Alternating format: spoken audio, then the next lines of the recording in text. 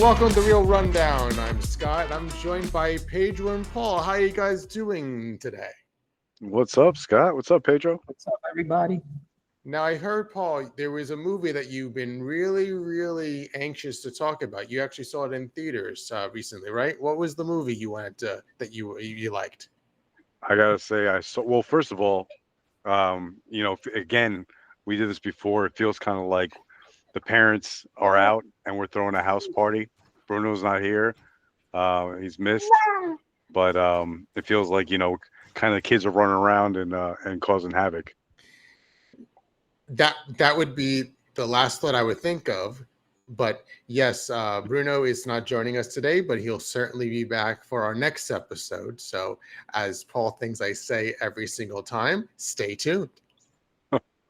I did. Real quick before we toss into Paul's recent movies, we just wanted to mention there was a breaking news. Scott, you wanted to mention? Bruno brought this up. There was a tweet yesterday. Brian Kohlberger has accepted a plea deal. Well, it was definitely a developing story because we did an episode of the podcast on February 14th last year where Bruno, Pedro, and I did a review about the Paramount Plus documentary called Cyber Sleuth, the Idaho Murders, where TikTok crime sleuths sift through clues and explore leads as they investigate the gruesome Idaho murders and whether or not it helped or hurt. So Brian Kohlberger accepted a plea deal in the fatal stabbing of 4 Idaho college students at the home of Moscow in Idaho during the early morning hours of November 13, 2022. Now, we reviewed the documentary, but just recently he agreed to a plea deal to all counts against him and sentenced to 4 consecutive back-to-back life sentences on 4 murder counts and waive all rights to appeal. And the sentencing court date is in late July. And if the defendant does not enter a plea deal as expected, they're going to proceed with the trial as planned. So make sure to check out our episode where we reviewed that documentary and go back into the history on February 14th, 2024, and you can check that out. Did I cover that all good? It was a good documentary. We did a deep dive into it. So make sure you check that out, guys. Yes. Paul wasn't with us at the time, but he is now joining us on all of our episodes as much as possible as our Fabulous Family Edition. But back to what we were saying before, I believe, Paul, you saw the movie F1, and what did you think of it? Yeah, I got lucky. I got to see 2 movies this week. I got to see Megan 2.0 and 2. F1. Yeah, and F1, man, phenomenal. Like it was a fun ride. It was, if you're gonna see it, I would definitely say go see it in the theater. It was done by director Joseph Kosinski. He's the same one who did Top Gun Maverick. He did Oblivion, Tron Legacy, Spiderhead. He's done a bunch of movies. But this basically was, I don't know if you guys remember Days of Thunder. I do not. It was I'm not familiar with it. Another Tom Cruise big hit back in the day. It was basically like Days of Thunder and Top Gun Maverick thrown together. It had that vibe. The old school, Ace comes in. That's played by Brad Pitt, and he comes and he teaches the young gun, Damson Idris, how to run the game. It's play by play, like how you would expect one of these sports movies to go. They hit a down spot. It feels like all is lost. Then they team, they build up, but it's done well. It's fun. What I mean? But why are you giving it away? Now it feels like just the same. If you've seen Top Gun, it's the same. Top Gun Maverick but Top Gun Maverick had the same formula, and it was amazing. It was a great movie. This is the same thing. It's the formula that works. But no, you know what makes it work? Because you could have the formula and have horrible outcome. What makes it work is the actors. And like just like Top Gun Maverick, you had Tom Cruise. Um, you had Val Kilmer coming back as Iceman. You had a bunch of really good actors. Same thing with this. You had Brad Pitt, Damson Idris. He's got some charisma to him. Javier Bardem.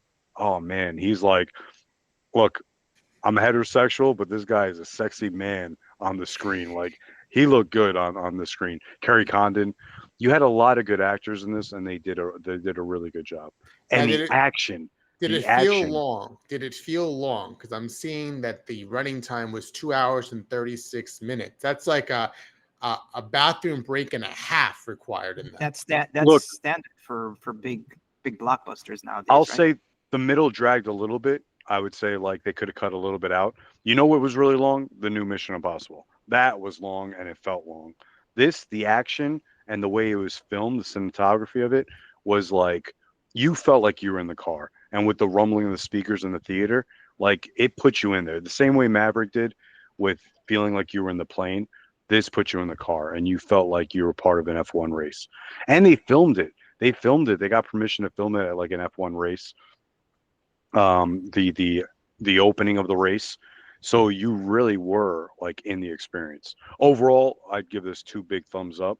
One of the better movies that I've seen this year, if not, it's 20 years later was really good. I think this to me was just a step up. It was just all around good. And Megan 2.0, not a great movie. It's kind of skewing towards like a Mission Impossible type theme, but fun either way. Now, Guys, we called it, right? Didn't we call the F1 was going to be a good one when we did our summer movie? Yes. Yeah, you guys talked about it, Yes, and it certainly definitely so. stuck the landing. It was good. I would definitely advise though. Like, unfortunately, I didn't get to see it at one of those like X theaters where you're surrounded on the sides. I heard that is amazing. I don't know if you have to go. I don't know if you have to go necessarily that far to see it No, all around. but It's I on would IMAX. definitely, I would say go see it like an IMAX or a bigger screen. The experience is just amazing, and you're not going to get that at home rental. And So how and that's what my only was advice. and it's also what did it feel like as far as, do they have crowd shots? Were they real crowd shots? Yeah, Because like I said, they actually filmed an F1 race. Like they got permission. They ran a lap on the track before the F1 race started. So the filming behind it was like amazing. You really feel immersed. You feel like you're part of it. So like I said, like same thing with Top Gun Maverick, where you felt like you were in the fighter plane. This you felt like you were in the race car. And everyone was very charismatic. They did a well job, in the acting. It's a play-by-play, but it's a fun play-by-play. Definitely 2 thumbs up. I There would you say go. you got to see is it. this Apple's first theater release? Do we know if this is their first? Ooh, no, they've had other theater releases. I can't. Have they? Okay, this is the Yeah. only one I can think of. But No, I think they've had this is a others. big one. Certainly. No, what was the wrestling? Why am I losing it at this moment? Michael B. Jordan. What was the latest wrestling movie he was in? wrestling? Michael Yeah. B. Jordan? Excuse me, boxing. That was Creed 3. Yeah, Creed. Yeah. No, Creed so three. That Creed was an 3 Apple movie. No. No. What I was saying is that what I was bringing up crowds is that all of the crowd shots felt all fake. They were all superimposed. That they weren't really doing the movie in an actual stadium with a crowd, which makes a huge difference. So of it feeling real. So I think I'm certainly gonna be. I don't know if I'm gonna see it in a Yeah, theater. that movie lost its magic. Right, Part just 3, because of the that. third installment. Yeah, it's like you don't cheap out on the crowd shots. It's like the whole thing is crowd reaction, not this like blurredness, like you're watching a video game. No, this was. I don't know if it was Grand Prix or F1, but I know they had access to an actual track, and before an actual meet or race was taking place, they got to be up there for the anthem and all that stuff. So they were at an actual sanctioned race. They just got permission to be on the on the racetrack prior, but it was definitely like authentic. No green screen BS like you catch in other movies. This was like authentic. Well, I'm sure Brad Pitt would not play with that. He doesn't. No, he and wouldn't I do that. really feel like you could have like interchanged Brad Pitt with Tom Cruise. I don't know about that. I mean, don't know. Brad Pitt's like he's kind of playing that role now, like the old old cowboy coming in, type of thing. He's popping up in a lot of stuff. But do you guys want to hear my movie theater going experience? Yeah, what'd you see? Is this? Oh, wait. Is this a positive or a negative experience? I want to preface this. Two episodes ago, Scott, it was mentioned that you hadn't been to the theaters in quite some time. And when I was listening, I wasn't part of that episode, but we did talk about it the last episode that I was on. How I also haven't been to the movie theaters in a long time, since 2020. So it's been 5 years. I went out to go see 28 Years Later, and so you saw 28 Years Later, but it was 5 years later since you were at a movie theater. So it was 28 and 5. 5 years later, I watched 28 Years Later. Yes. Guys, I had my hopes up, not about the movie or anything, but the theater going experience was a really, really bad one for me. What? Why? Yeah. I even went to like a 1:30 showing on a Wednesday, random day. Was expecting to just, have my privacy, enjoy the movie. What day of the week was this? Wednesday. I just said. Okay, Wednesday. Okay.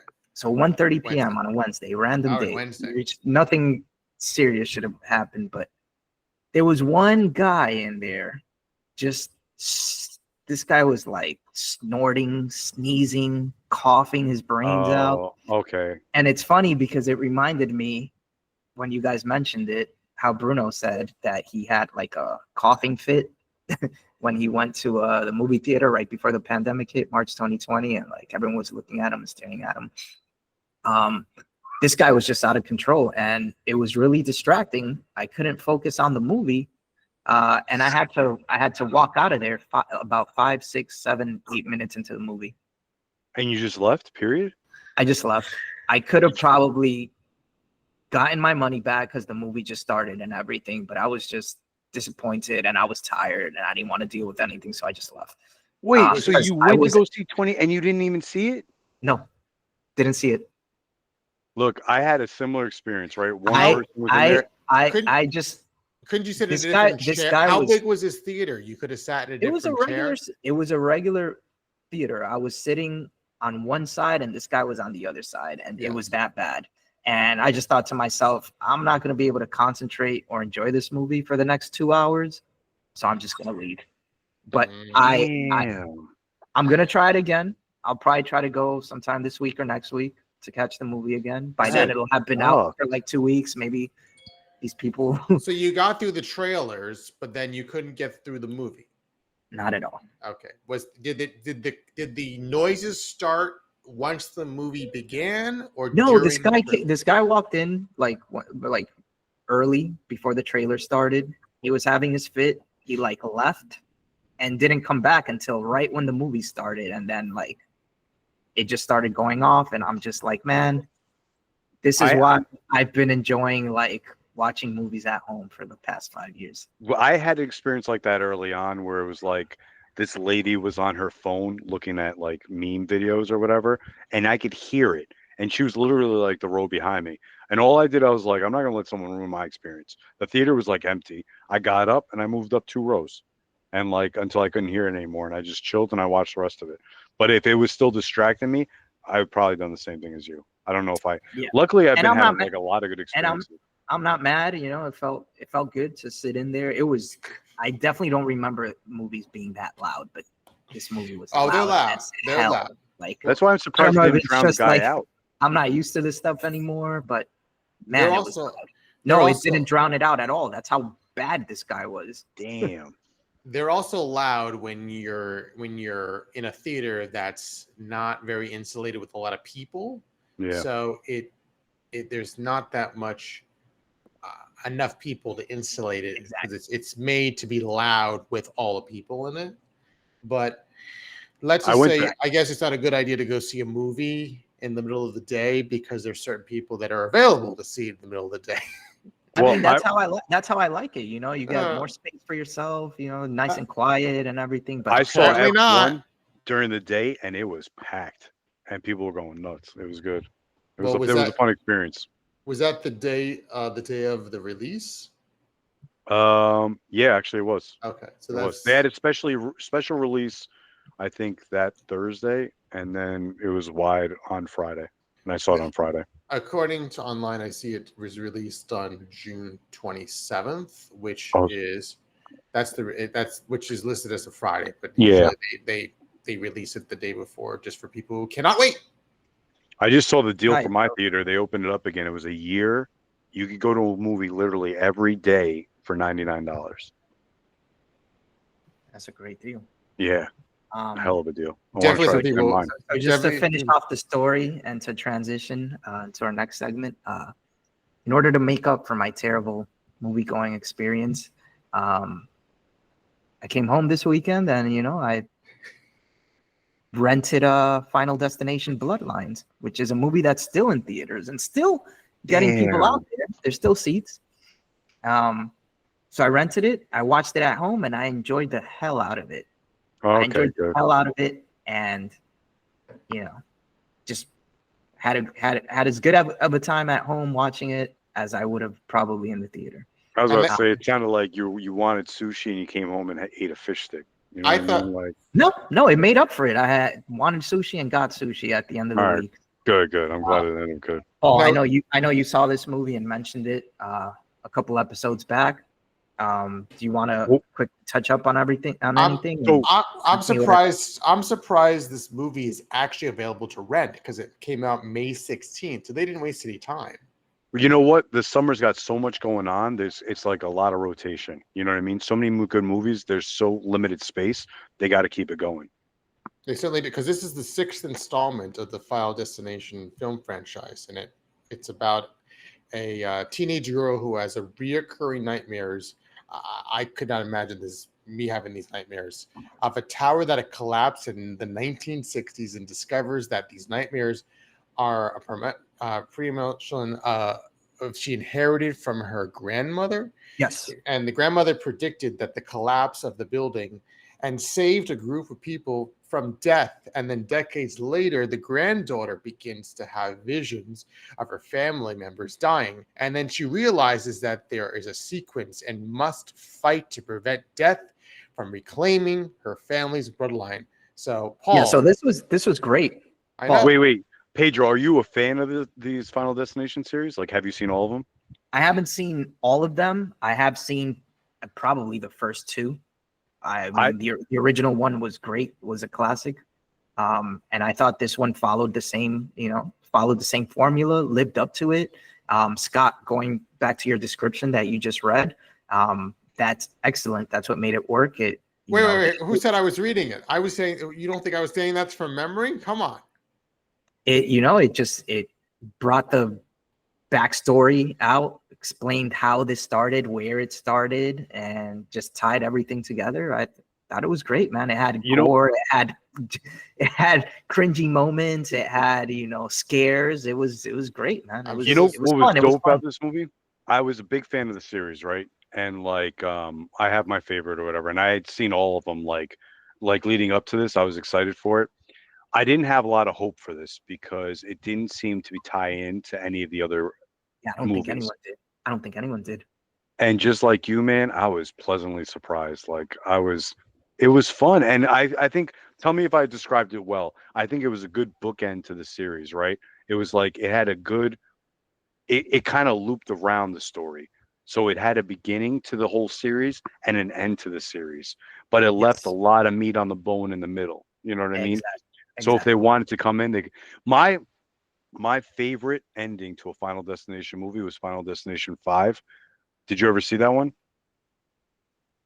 I don't think so. And like I said, I wouldn't be able to tell you what the details of the first one that I saw or the second one. So it's something I'm going to revisit, and they're actually all available on Max now. The collection. Final Destination 5, man, had one of the best endings ever because it was a complete surprise. It was not expecting it. The overall movie was like okay. It wasn't like amazing. It was okay. It wasn't the worst of the series, and it wasn't the best. But the ending, damn, man, like I was surprised. And it's very like not very often that I go to a movie and I'm like super surprised. This one was like, whew, what a surprise ending. And it was like a nice surprise. Yeah, the writers did a nice job in tying this into the franchise. Guy Busick, Laurie Evans Taylor, John Watts. Shout outs to those writers. Yeah, and like you said, they left a lot of meat in there for additional installments in the series. But we have our origin story, and we have they could do whatever they want with it from there. It does The not. only thing, It doesn't seem like there is another film announced for the franchise.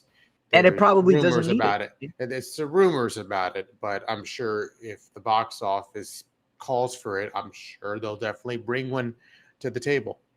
the only thing I Yeah. would say, like my only negative is like none of the cast really like popped to me. Like no one did a really amazing job. Everyone was kind of like blanded together. I didn't have like Yeah, a no, standout person where I was like, oh man, this person was amazing. Where no, some of the other no. Final Destination movies had one or two standout actors that I thought was like really good, and I was like rooting for them. This one was just kind of like the only person probably was like Bobby, the younger brother. That was kind of like an idiot. I was kind of rooting for him because he was like a puppy dog type.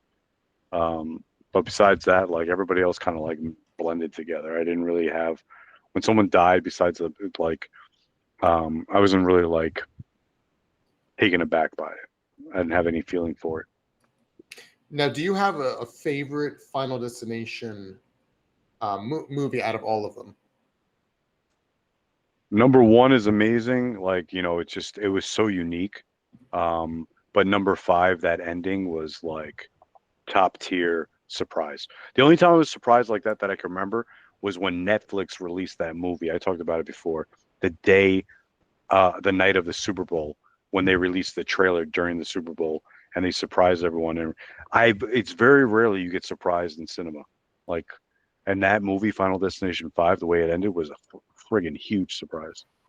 Yeah, I think I'll spend this July 4th weekend binging the series. You're gonna be locked in on Max to watch all of the movies that are available. I can see that all of them up to 5 are all available with their own custom branded Final Destination graphic. Yep, nice touch. But please, if you get a chance again, don't go see 28 Days. Go see F1. I think you'll love that experience better than 28 Days. Because 28 Days, I feel like you could watch at home and get the same experience. F1, if you don't catch it in the theater, you're not going to get that experience again. You know what I mean? So if you do go try again, and this time just tell the guy, hey, maybe a cough drop or something like. Yeah, maybe go to a movie theater with a pack of cough drops just to give them out to anybody that maybe. Just go to the movie theater like you're a Walgreens or a CVS. Just have the whole the pharmacy department with you. I guess you never know what everyone will need in the theater to keep themselves cool, calm, and collected, so you can enjoy a movie. Not asking for that much, I guess, right? Moving on to our main topic is the mini series called Smoke. It's available on Apple TV Plus, starring Taron Egerton and Marnie Smollett. Did I say that right? Marnie Smollett, is that her name? And also John Leguizamo. It's a detective and an arson investigator work together to stop 2 serial arsonists in the Pacific Northwest. There are 2 episodes currently available, with a third premiering on July 4th. And that third episode will be called Weird Milk. I wonder what that's going to be about. And it appears that the miniseries will have 9 episodes, but there's no, that's according to Wikipedia, but there isn't any specific place you can see how many episodes there will be. But it's one of those series that they're rolling out the episodes week by week. So if you want to binge it, you're probably going to have to wait several more weeks until you can just slide through them all. But I would say I had my own point of view about it, not the most positive point of view, because for me, the topic was not exactly the topic I was feeling like watching a show about, because it's all about businesses and how, various places getting set on fire by arsonists. So that was not the most positive thing I wanted to watch in the evening. I wasn't, ready to go into it. But It's the topic subject you didn't know you needed. no, if I was to go, what would I write a mini series about? Would probably not be one that would come up to mind to me. But Pedro, do you feel the same way about I the didn't. topic of the series? I have mixed feelings about it.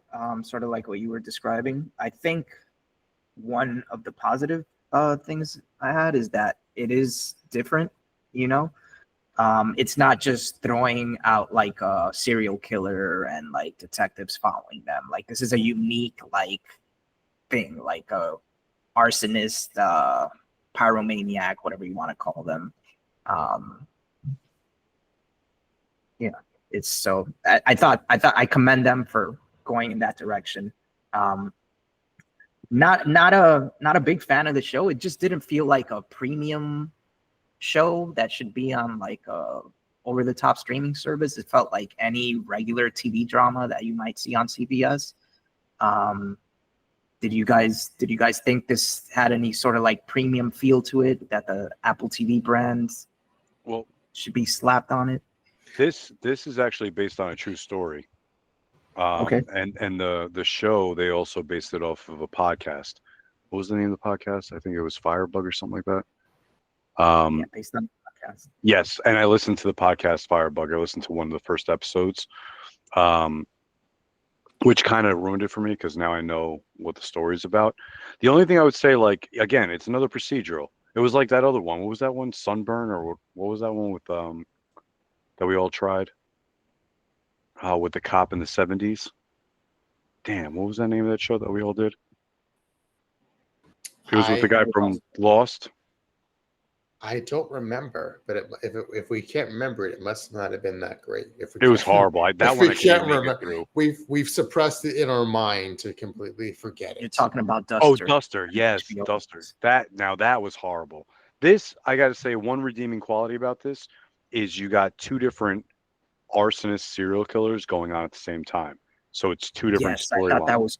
I thought that was cool, and I like the fact that early on from the first episode they show you who one of them is. Yes. But they're not revealing who the other one is just yet. Yes. So at least like if you're kind of bored with one of the storylines, you got the other one to drag you along for a little bit. So I like that. It's dual engaging. But again, it's not like a top-notch series. It's another procedural. It's just a different type of procedural. And it's not limiting the story to just this one suspect or this one sort of villain. I feel this is kind of like Dexter almost in a way. I want to say it's like Dexter, but like I said, instead of like a serial killer or something, it's going into arson, which is a unique crime or psychological mental thing that some people have where they feel like they need to set fire to some things. I want to mention that I did watch the first 2 episodes, and I did find myself more interested when they showed glimpses of the arsonist's life. And I found myself wanting to know more about him. I thought he was the most, out of all the characters in the show, the most unique one and like the most interesting one so far. And I just thought his story was like way better than all the other characters' stories so far. The other characters seemed unlikable to me, like the 2 detectives, Dave Gudson, played by Taron Egerton, and Michelle Calderon, played by Smollett. I just thought they were just, Gudson was just, he's like this guy trying to write this story that he's not very good at and just trying for the first time. And then Calderon, she's just not likable. Like she's just, she had an affair. She's like all over the place, her own issues. And They have me liking the arsonist and wanting to know more about him than the main characters. That's another dig to the series is Taron Egerton. I don't feel like he's so charismatic and so enticing where he's leading. Yeah, that's another problem. I think he's good. I like him. He was like in the Kingsman and stuff, but I don't know.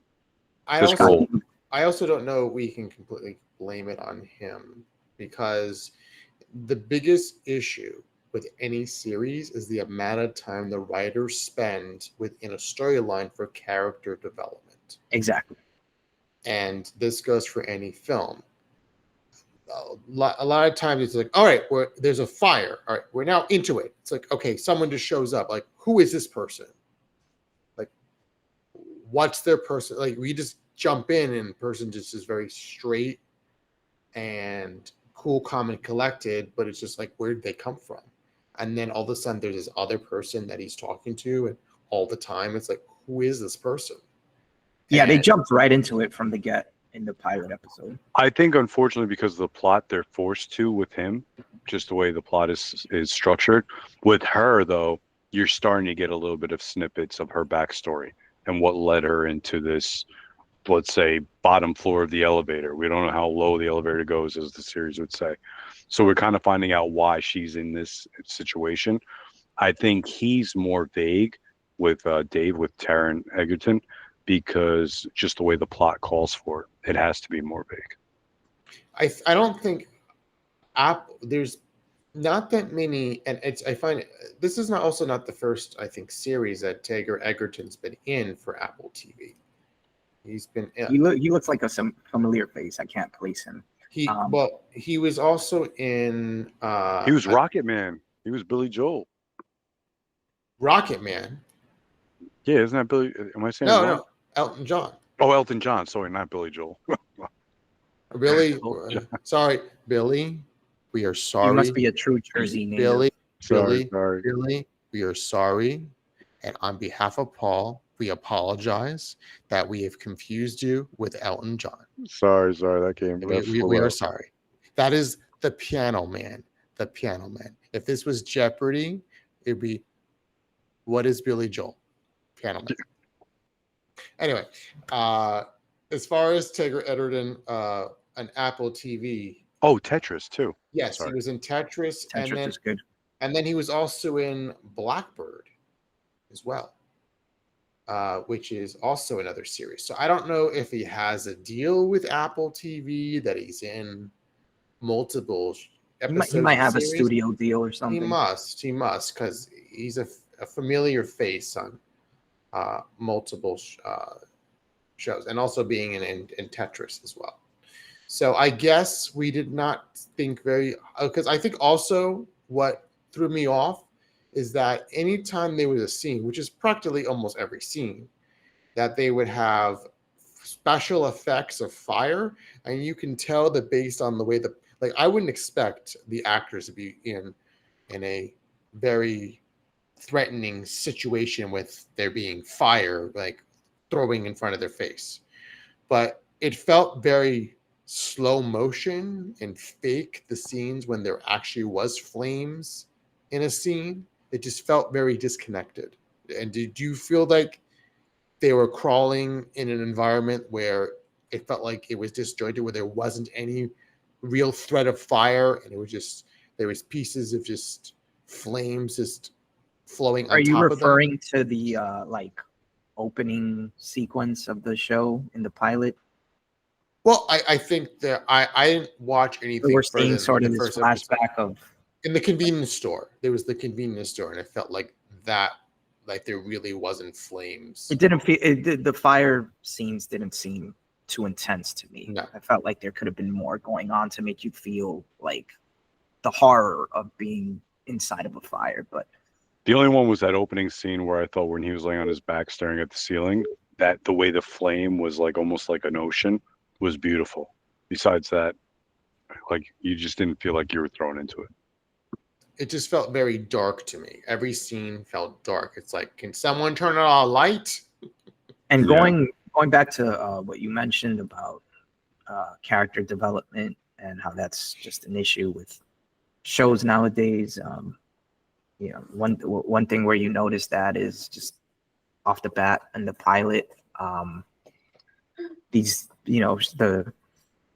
when they first meet the two detectives, Gudson and Calderon, like 2 or 3 minutes later, they're already out on the field together, joking around like they're buddies and like knew each other forever. And I was like, that kind of threw me off because, they just met, and it's funny because she just showed up at his office. He was there. He goes to the office. She's already there, and she just walks up to him and shakes his hand. And next scene, they're out on the field joking around, buddy, and there was no reference to time had passed by or anything. It was literally the same day or the next day, and it's like they were super familiar with each other. I just felt like there's a lack of chemistry going on between the two main characters. Now, here's the real question. You guys going to keep giving it a try, or are you done with it? No, I'm going to keep watching it. It does get better. I don't want to trash the thing completely. Like I said, I like the background of the arsonist, how they're slowly revealing that. They're giving him a human side. I think what you said about Calderon's character and her military past and everything coming out, I think there's something there that I'd like to see. I also want to see the reveal on who this other arsonist is. I kind of have a theory already on who it might be. Probably way off. So yeah, I mean, it gets better. Definitely, by the second episode, there's a big scene towards the end of the second episode where they kind of reveal whether someone who they think is a suspect, whether they are or not. So I think it's gonna get better. I just think it had a rough start. I think it's rough around the edges, and it just doesn't feel very premium to me. Right now, it's just so hard because of time value. Being able to sit and watch these shows and just not having the time to Screen space. Screen space time is tough. So it's Bear's out. There's a bunch of other stuff that I want to finish watching that I haven't got a chance. So I might give it to the second episode just to see that twist that you're talking about, see if it grabs me or not. If it doesn't, though, I might have to drop this one wayside. Duster didn't even get 20 minutes for me, man. Duster was just straight up I am done with this, man. Yeah, there's too much out to hang on something that's not very good. So do you think people should give it a chance? Because I think I'll probably wait for all the episodes to publish and then give it a chance and just go through it. No, I might do the second episode because now I'm interested in see what Pedro, because I only saw the first episode, so I want to see what this twist is at the end of the second and see if it's enticing enough to keep going. I may be in the minority here, but I like that Apple releases their shows weekly. I just think it's better for me. It flows better for me, and I think just when TV shows are just released the entire season in one shot, people watch it over a weekend, talk about it for that week, and it just vanishes into thin air after that. And I think it's what's leading to a lot of this content for the sake of content that I keep referring to. I've heard a lot of creators talk about that, saying drag it out. Yeah, it's just you're just fighting for screen space or for a couple minutes of the viewer's time, and there's just too much out, too many movies, too many shows. You release it all at once and you're blowing your load at the water cooler for that 1-2 days, and then I feel like it loses its integrity. Speaking of which, releasing all on one date, Squid Games. Netflix. That just came out, the new season too, the last season. Yes, that was the last and final season. I haven't seen it all. Speaking of violence, is there any violence in that movie, in that TV show? I heard there's a little bit. Squid? Yeah, just a little bit. A little bit. A little bit. A little bit. It's it's the new H Law and Order. You're not killed off. You're just guilty. You're not guilty. You're just killed off, and not. It's does anyone actually live to be on the show? I guess there's series regulars that do. So one of these days, I will watch it. But I did know about it because it was released in 2 parts, right? Because I knew. Yeah, this season was released in 2 parts. 2 parts. I knew about it thanks to the ads in the subway station, shout out to subway station ads, that it was all over the place. But don't worry, if you don't catch this one, they're making an American version. Oh, I'm not worried. Netflix is going to try to cash bag this as much as they can. That's it. This is only the beginning. What do you guys think of for Smoke? What do you guys think about the like writing voiceover from the protagonist, and then like the sort of like book he's writing and all of that? I think they dragged it out.